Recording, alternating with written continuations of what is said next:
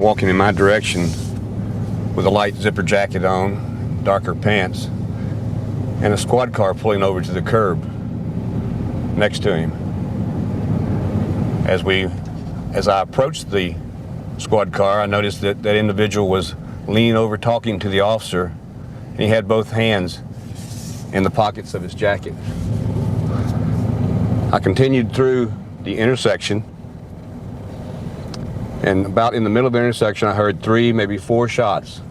Researcher Dale Myers investigated the Tippit shooting.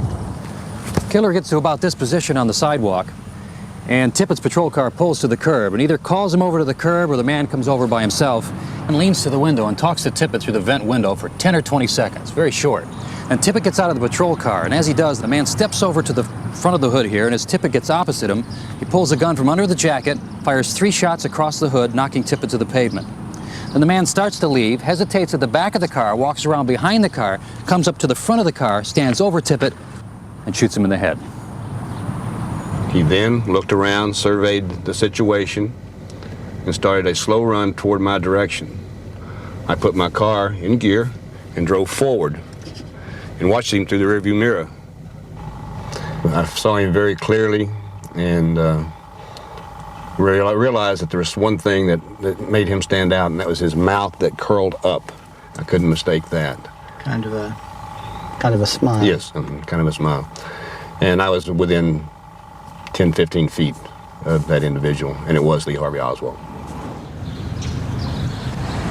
Shortly after the shooting, several employees of a used car lot saw the killer come down this street. Ultimately, he came and he ducked behind this building, which used to be a Texaco service station. In 1963, this was a parking lot, and they found a jacket under this car. And it was a light gray Eisenhower-type jacket, much like the one that Oswald was seen zipping up as he left his rooming house. He's next seen without the jacket, kind of slinking down Jefferson, ducking in and out of stores as police cars are roaring up and down with their sirens blaring.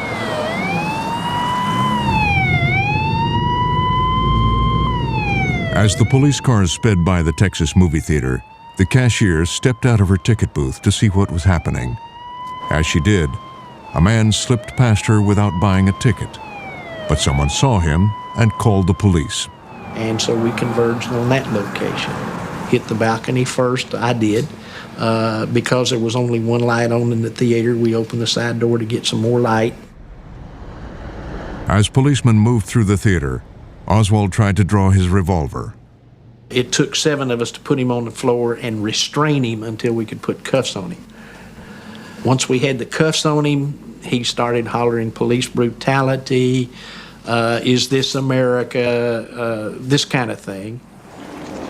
Outside the movie house, an angry crowd jeered as Oswald was bundled into a police car.